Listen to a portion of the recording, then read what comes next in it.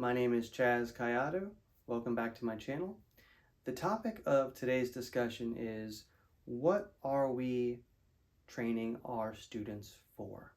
So this topic was originally something I thought about in reference to a speaker that I had heard a couple months ago, where the speaker was talking about professors at a specific college who had gathered at the beginning of the school year to talk about what should be done in terms of academic honesty and the use of AI in college.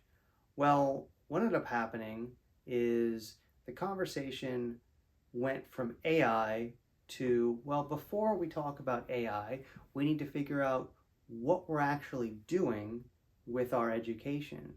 Are we preparing students to use AI? Are we trying to get them to think without the use of AI? Are we trying to simulate what professional life will be like? Or are we exclusively developing students in terms of, their brain development and their critical reasoning? And surprisingly, the professors actually couldn't reach a consensus. They couldn't actually finish the original question because the underlying questions couldn't be answered, at least conclusively, with all teachers being on the same page. And so it got me thinking, well, if those are professors at a high level university, and we consider universities, many of them in the United States, to be the apex of education, especially in the world, considering people from all around the world come to the United States for their education. If professors in an American college don't even know exactly the purpose of education, what does that mean for us teachers that teach at the high school level or the middle school level? What are we preparing our students for? And I actually don't mean to make this video to come up with a conclusive answer, because just like those professors, there's going to be many different ways that you individually consider the reason for education.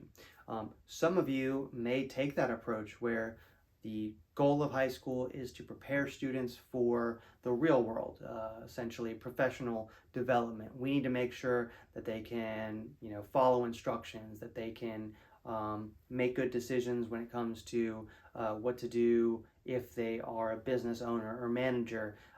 We need to develop their speaking skills. We need to develop X, Y, and Z to make them better at being in the job force, right? And then there's other teachers out there that will say, no, no, no, no, no. That is secondary. What we need to do is we need to teach critical thinking first and foremost. And if we can do that, then all those other things will fall in line. And it kind of becomes a kind of chicken and the egg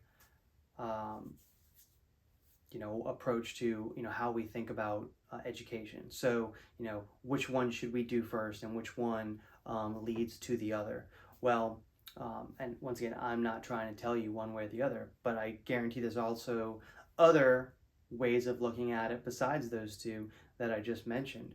But what is important, I believe, is not which one you believe, but that you believe it. So for instance, if you think that your job is to prepare students for either college or for a professional track, you should approach every single day with that mindset. If you think that it's critical thinking that you are trying to develop, you should do that as well. You should have a clear idea of what you're doing. Now, I want to put a caveat with that. That doesn't mean that you don't ever consider the other ideas out there and work them into how you teach. But I do think it's important, especially if you're a young and new teacher, to have direction. And if you are unsure exactly what you're doing with your students in class, they will know. It's very easy for students to tell when the teacher doesn't have firm ground for the rules they set or the ideas that they set up in class. Now, you can have a curriculum that is designed for career prep, And you can work in those critical thinking elements in there. That's perfectly fine. I'm not saying that you have to choose one or the other, but what you need to do is you need to have firm commitment to a singular track. Because at the end of the day, if you don't, your students really aren't going to get much out of class anyways. And at the end of the year, everything you talked about will be highly forgettable. Okay? But if you have conviction in what you present to the students, then there's a higher chance that they will remember that. And so, we're fighting for the attention span of students for, anywhere between an hour to maybe 90 minutes each time we see them. You might only see your students twice a week. Maybe you see them 5 times a week. But at the end of the day, there's a lot going in their head. And so they need memorable experiences in order to keep track of the lessons that you're trying to present. And so having a direct, targeted way to present the material, whether that be from the, like I said, the approach of developing critical thinking, or the approach of developing a more regimented, career-oriented program, or some other version that you believe is important for education, you have to approach it consistently. And if you're not consistent, like I said, you're going to go through the whole year, and at the end, you're not going to have a lot to show for it in terms of what the kids retain. So what are we preparing the students for? Well, that is going to be highly dependent on what age group you have, the track of the students that you have, right? Some might be on a college track, some might be on a more career-oriented, graduate high school, going straight into the job field track. And you do have to keep that in mind. But that's not to say that someone that says, I'm not going to college, I'm going directly into the workforce, should exclusively study career track topics.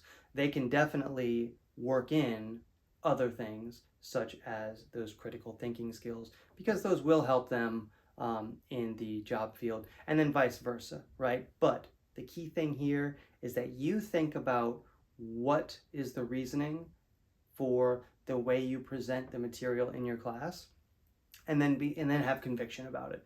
And so that's the topic of today's discussion. So if you believe that that's not the case, or if you have something specific that you do, or if there's just a general comment you'd like to make, please post that below. I love reading your comments, and I hope to create a place where teachers can collaborate and talk about different ideas and different ways they approach curriculum in their courses. Thank you.